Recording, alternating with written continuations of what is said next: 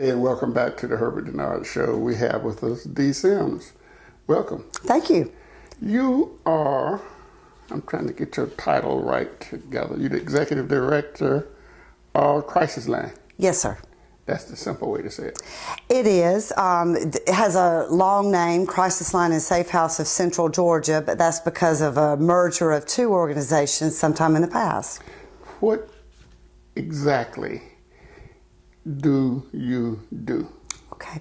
Well, we are a combination of the old Crisis Line of Middle Georgia and the old Salvation Army Safe House in Macon, and the two organizations merged in 2005, and we provide services to victims of domestic violence and sexual assault. We have 4 programs, and we have the crisis hotline, which is how most people reach us.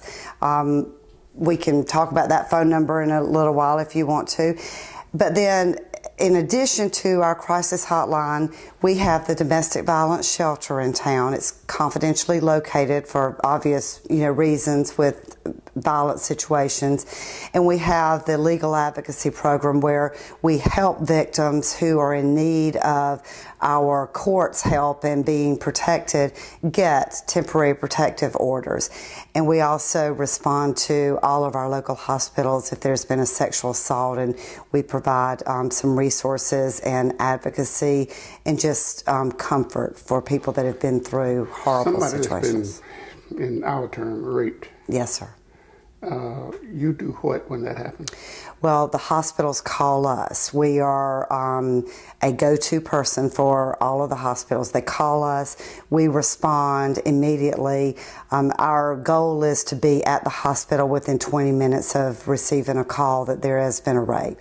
When we get to the hospital, we have a number of resources that we bring, written materials that the victim can take with them and have at a later date when they are better able to process what has happened. We take a change of clothing, toiletries and all, because a lot of people don't realize, but when a rape does occur, law enforcement has to usually take the clothes that the victim was wearing because that is evidence. So the victim would have nothing to wear home if it were not for us being there. And I think the most important thing that we provide is just a source of comfort and someone to be there to explain the process of what is happening. Do rape victims believe that they are at fault in some way? Herbert, I'll be honest with you, every victim is different. Every individual responds differently. Some people do feel that they are to blame. One of the things that we try to help them understand is that the victim is never at fault. It's not what you are wearing, it's not where you were, it is someone else's tendencies and violence toward another person. It has nothing to do with the victim. The victim is never at fault. And we try to help them understand that. You have something coming up. I think it's a fundraiser. Yes, sir, it sure is. Tell us about it.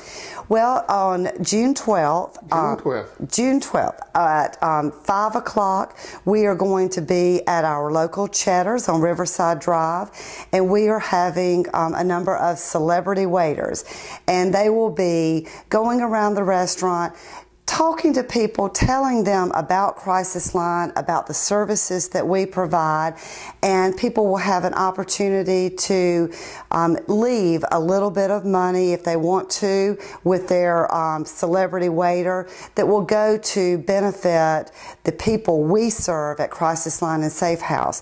The funds that we make that night, we are going to use for direct victim services. And what I mean by that, oftentimes we have people at the shelter that just need a little financial help in getting started again, because they come to us sometimes with the clothes on their back, and that's all they have. So we like to be in a position where we can maybe help them with some of their initial deposits, maybe a first month's rent, work with them to put a budget together that they can leave us with the security that they're going to be able to be self-sufficient and safe. And so this money that we raise at our Celebrity Waiter event on June 12th will go to that pot of funds to help us in providing some financial assistance to help these people get back on their feet. Right. Well, that is good. How many people do you think you serve in a year? Well, it depends on the program that you're looking at. In our shelter, we probably shelter a little over 100 women and children. We also serve men, but we serve men through a contract with the local hotel because the men can't come to the shelter. But there are men who are victims of domestic violence as well. In our sexual assault program, we served a little over 100 as well last year.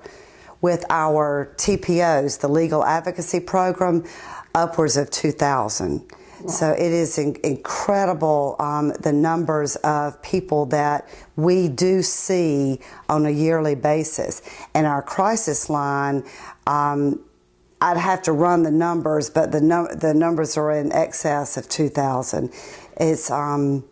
It's disturbing when you think about the people that call us and the reason that they're calling us, you know, being victims of violent crimes, and then the numbers that we serve. We have a lot of room for improvement in these areas. I'm not trying to be facetious or anything, and I hope I don't come across that way. Yes, sir. But some women beat up men. Oh, yes, sir. Yes, sir.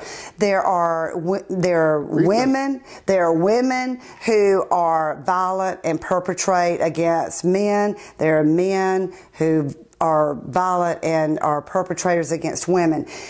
The statistics tell us that about 15% of the victims are men. Not all of the victims, not all male victims report as well. I mean, a lot of female victims do not report, you know, being a victim. But many people think that it's just a crime against women, and that just is not what we realize when we're doing the work in the community. Okay.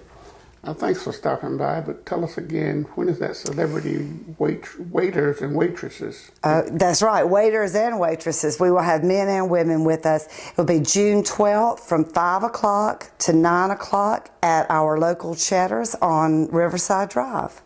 Appreciate you stopping by. Thank you so much. I appreciate you having me today. And we'll be right back.